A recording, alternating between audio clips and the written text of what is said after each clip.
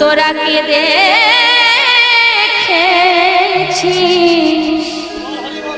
তা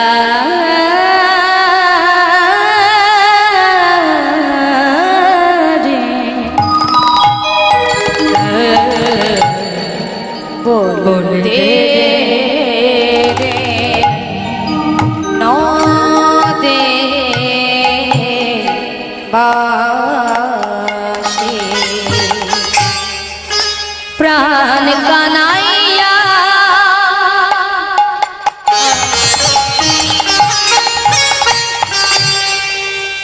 ভাইয়া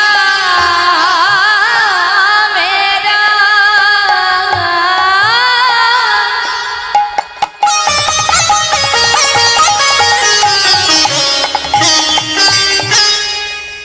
প্রাণ কানাইয়া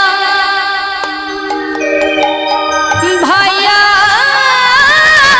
মেরা তোমরা বলে দাও বলে দাও বলে দাও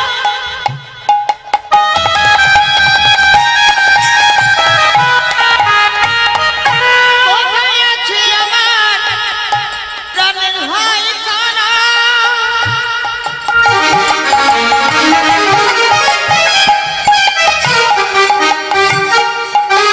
ভাই কানালের বিরহে আমার প্রাণ বাঁচে না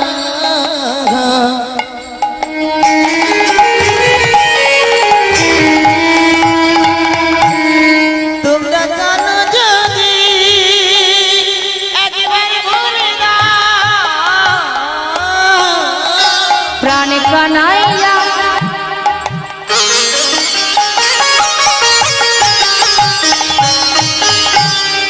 ভাইয়া মেরা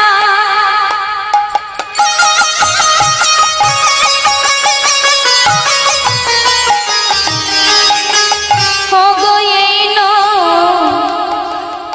दिया पूरे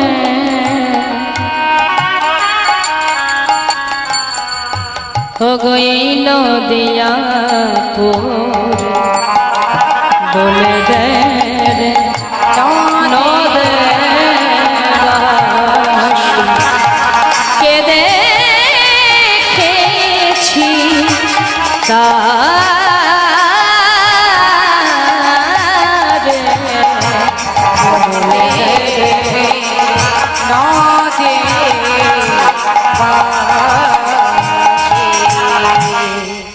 নন্দনাচার্যের কিন্তু বোঝা সারা যে এটাই হলো আমার গৌরহরির দাদা, কিন্তু বাবা প্রকাশ করলেন না। নন্দনাচার্য বলছে, ঠাকুর আমি তো জানি না, তুমি একবার নিজে দেখো, এই নবদ্বীপে তুমি একটু খুঁজে দেখো। নিত্যানন্দ প্রভু বলছে, আচ্ছা নন্দন, তোমার ঘরে আমার একটু থাকবার জায়গা দেবে? ঠিক আছে তুমি দাঁড়াও, আমি একটু স্নান করে আসি। স্নান করে নিতাই চাঁদকে নিয়ে নন্দনাচার্য নিজের ঘরে গেলেন। আর যেই না ঘরে গেছে, চারিদিকে তুলসীর বন দেখে নিত্যানন্দ প্রভুর বড় আনন্দ হলো। বলছে, নন্দন আমায় কিছু খেতে দেবে? বলছে, ও ঠাকুর থাকতে চাও থাকো, কিন্তু খেতে দিতে পারবো না। কেন? কি খেতে দেবো বলো? আমার নিজেরই খাওয়া জোটে না, আমি তোমায় কি খেতে দেবো বলো? কেন? তুমি ভিক্ষায় যাও না? যাই, কিন্তু কেউ আমায় ভিক্ষা দেয় না। তাই ওই যে তুলসী পত্র দেখছো না, ওই তুলসী পত্র আর গঙ্গার জল আমি প্রভুকে নিবেদন করে সেটাই গ্রহণ করি। যদি তুমি খেতে চাও তাহলে একটা তুলসী পত্রের অর্ধেক তোমার আর অর্ধেক আমার, আর যত খুশি গঙ্গার জল। নিতাই চাঁদ বলছে, শোনো তুমি যাও নদেবাসীর দ্বারে দ্বারে গিয়ে ভিক্ষা করো, আর আমি তোমায় যেটা বলবো সেটা তুমি সবাইকে বলবে, বলবে আমি নিতাই প্রভুর সেবা দেব। যাও, তোমাকে সবাই ভিক্ষা দেবে। যেই না বলেছে, ঝোলাটা কাঁধে নিয়ে নিতাই চাঁদ রইল ঘরে, নন্দনাচার্য চললেন ভিক্ষায়। দ্বারে দ্বারে ভিক্ষা করছে, সকলকে গিয়ে বলছে, তোমরাই আমায় কিছু ভিক্ষা দাও, আমায় কিছু ভিক্ষা দাও, আমায় কিছু ভিক্ষা দাও, আমি নিতাই প্রভু সেবা দেব, আমায় কিছু ভিক্ষা দাও।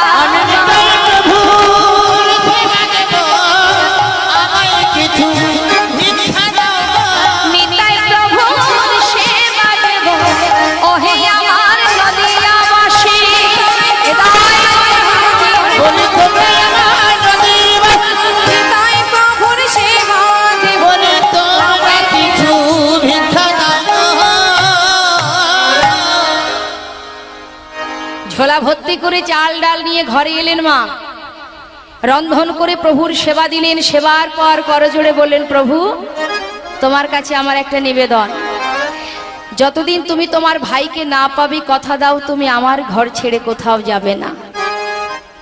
কারণ নন্দনাচার্য তো জানতেন যে এটাই গৌরহরির দাদা, তাই আজ নিত্যানন্দ প্রভুকে নিজের ঘরে বেঁধে রাখলেন। মনের একটা বাসনা জেগেছে, কি বাসনা?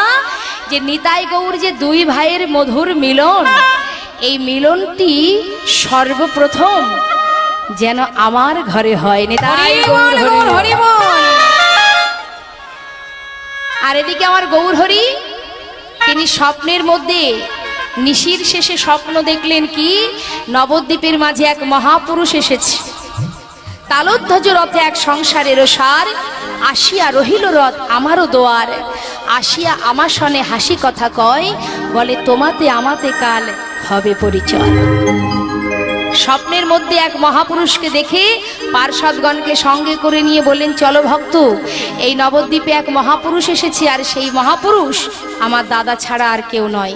তাই আর নয়, চলো আমরা দেখি কার ঘরে এলো আমার দাদা।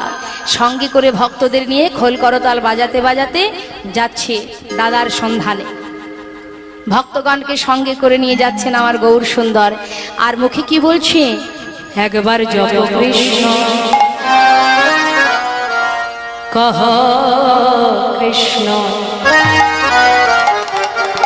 তোমরা লহ কৃষ্ণ না,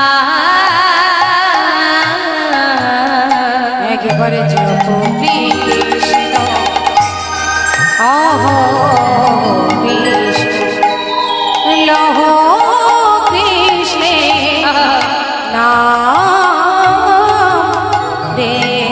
সবাই জপ কৃষ্ণ কহ কৃষ্ণ, তোমরা লহ কৃষ্ণ না,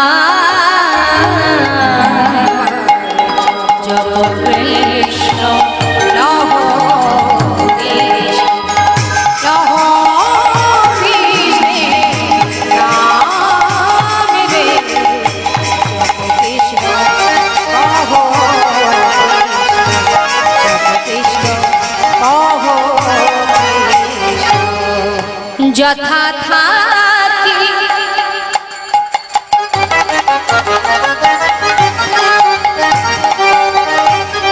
সদা দেখি,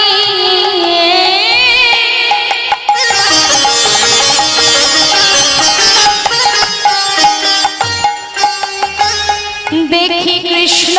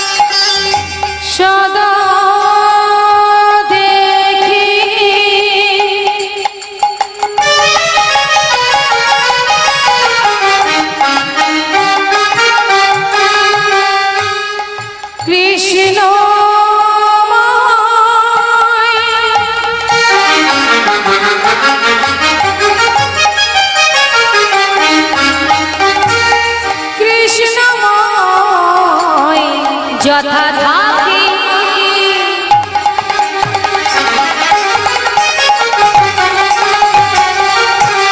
সদা দেখি,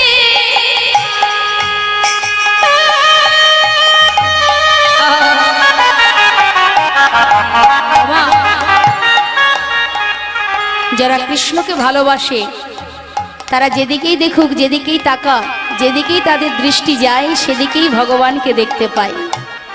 এটা হলো ভক্তের লক্ষণ। তাই আজ আমার গৌরহরি তিনি কি বলছেন, আমি যথা থাকি সদা দেখি, দেখি কৃষ্ণময় কৃষ্ণময়,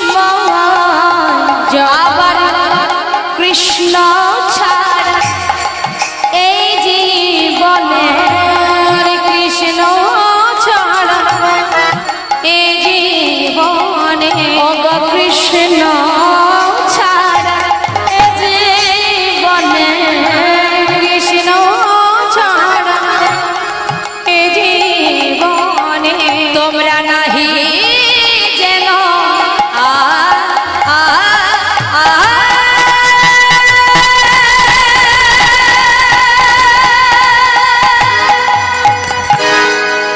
একবার জপ কৃষ্ণ কহ কৃষ্ণ ও দাদা মেরে জপ কৃষ্ণ কহ কৃষ্ণ। নন্দন, গৌরহরি ডাকছে নন্দন। নন্দনাচার্য বাইরে এসে দেখছেন গৌরহরি দাঁড়িয়ে আছে। এ কি প্রভু, তুমি এসেছো আমার গৃহে? শোনো নন্দন, তোমার ঘরে কি কোনো মহাপুরুষ এসেছে? এসেছে গো, এসেছে। গঙ্গার ঘাটে দেখা, আমাকে বললো আমার ঘরে আসবে, তাকে আমি এনেছি। কেন প্রভু, তুমি কি দেখা করতে চাও? হ্যাঁ, আমি তার সঙ্গে দেখা করব। তুমি বাইরে দাঁড়িয়ে থাকবে, আমি ভিতরে যাব। যত সময় আমি বাইরে না আসবো তুমি কিন্তু ভিতরে যাবে না। তাই হবে প্রভু, তাই হবে। বাইরে দাঁড়িয়ে আছেন নন্দনাচার্য, গৌরহরি ভিতরে প্রবেশ করলেন। ভিতরে প্রবেশ করে দেখছেন কি, গৌরহরি যে দাদা ধোলায় গড়াগড়ি দিচ্ছে আর কানাই কানাই বলে অঝরে কাঁদছে। গৌরহরি দূর থেকে দাদাকে ডাকছে, দাদা ওঠো, কেঁদো না দাদা। এই দেখো। গৌরহরির কণ্ঠ শুনে নিত্যানন্দ প্রভু ধোলা থেকে উঠে গৌরহরির সেই রূপ দর্শন করে তিনি চিনতে পারছেন না, এই কি আমার ভাই কানাই। গৌরহরি অন্তরে জানতে পারলেন যে দাদা আমাকে চিনতে পারছেন না, তাই নিজের অঙ্গগন্ধ দাদার নাসিকায় দিয়েছে। আর ভাইয়ের অঙ্গগন্ধ পেয়ে আর কি চিনতে ভুল হয় মা? যেই না অঙ্গগন্ধ পেয়েছে, ছুটে গিয়ে কানাই কানাই বলে বুকের মধ্যে জড়িয়ে ধরেছে। চিৎকার করে ডাকছে, কানাই কতদিন তোকে দেখিনি ভাই, বল ভাই আমাকে আর কখনো এমন করে দূরে রাখবি না, আমি যে তোকে ছাড়া বাঁচবো না। কানাই ভাই তুই কেমন আছিস বল, বল একবার আমায় খুলে বল। বারবার যখন কানাই কানাই বলে ডাকছে, গৌরহরি দাদার মুখটা চেপে ধরেছে। দাদা চুপ, এমন করে কানাই কানাই বলে ডেকো না। কেন জানো? আমার নাম যে কানাই সেটা কেউ জানে না, কেউ জানে না, কেউ জানে না। ও দাদা, আমি যে কানাই সেটা কিন্তু কেউ জানে না। সবাই কি জানে জানো? শুনে রাখো তাহলে, কেউ জানে না, কেউ জানে না, কেউ জানে না আমি ব্রজের কানাই, কেউ জানে না, আমি ব্রজের কানাই, কেউ জানে না। ওগো সবাই জানে আমি নদিয়ার নিমাই, ব্রজের কানাই আমি, কেউ জানে না।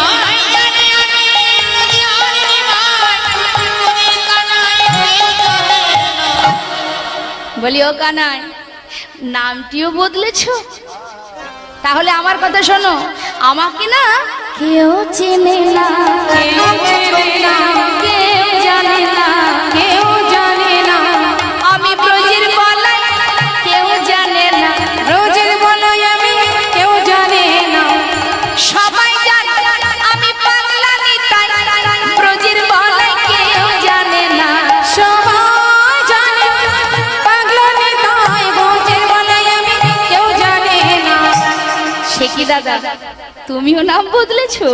বাবা বাবা, ভালোই হয়েছে। চলো দাদা, বাইরে অনেক ভক্ত আছে, তাদের সঙ্গে তোমার দেখা করাই।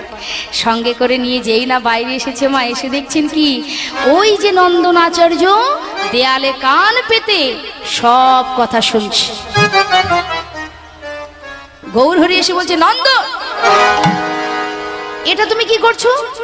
কেন প্রভু, আমি তো কোনো দোষ করিনি, তুমি আমাকে ভিতরে যেতে নিষেধ করেছো, আমি তো যাইনি। বলি শুনতে তো নিষেধ করনি, সব শুনে ফেলেছি। কি শুনেছো তুমি? শুনবে? তাহলে শোনো। কি শুনেছি জানো? তুমি ব্রজের বাসা, আর এই যে অবধূতরা, তুমি ব্রজের বাসা, এই তো অবধূতরা, তুমি ব্রজের বাসা, এই তো অবধূতরা, তুমি ব্রজের বাসা, এই তো অবধূতরা। কানাই বলাই নদিয়া এসেছে, কানাই বলাই নদিয়া এসেছে, কানাই বলাই নদিয়া এসেছে, কানাই বলাই কানাই তো এসেছে, কানাই তো এসেছে, কানাই তো এসেছে, কানাই তো ব্রজের কানাই বলাই, কানাই তো এসেছে, ব্রজের কানাই বলাই, কানাই তো এসেছে, ব্রজের কানাই বলাই,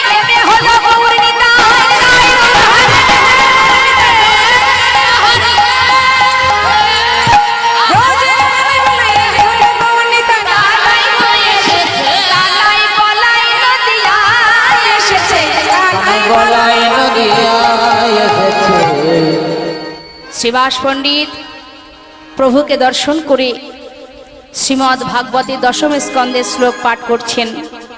বরহা পীড়া নটবর বপু করনায় করনে করন বিভ্রদবশ্য কনক কপিশ বৈজন্তিং চ মলং রন্ধান বিনরধার শোধায়া পুরায়ণ গোপন্দ বৃন্দারণ্যং শপদরমণ প্রবেশাদ গীত।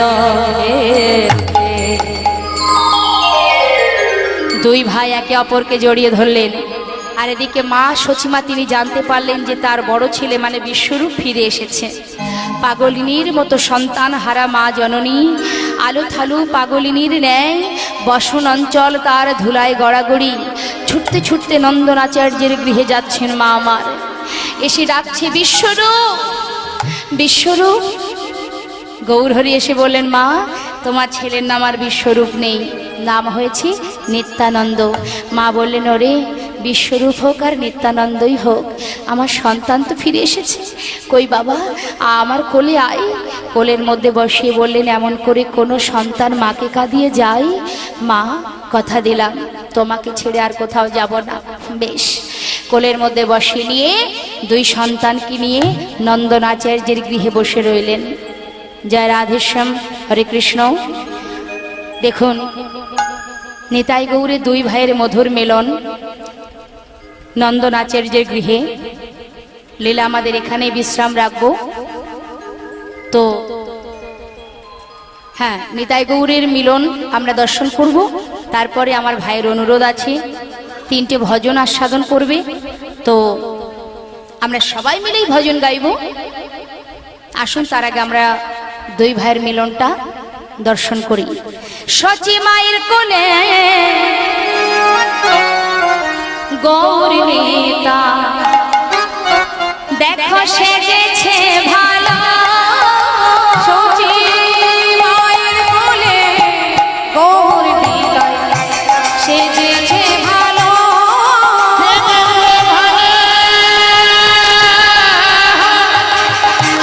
মায়ের কোলে গৌর নেতা সেজেছে ভালো।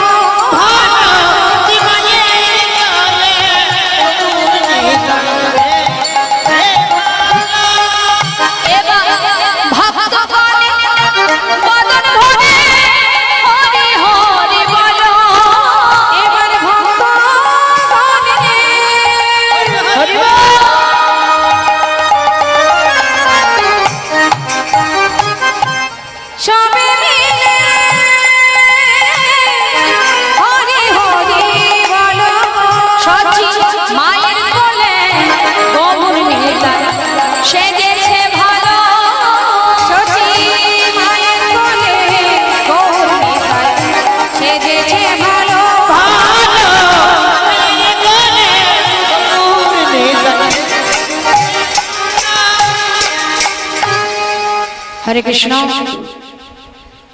আমরা সবাই নিতাই গৌরের মিলন দর্শন করলাম। আসুন আমাদের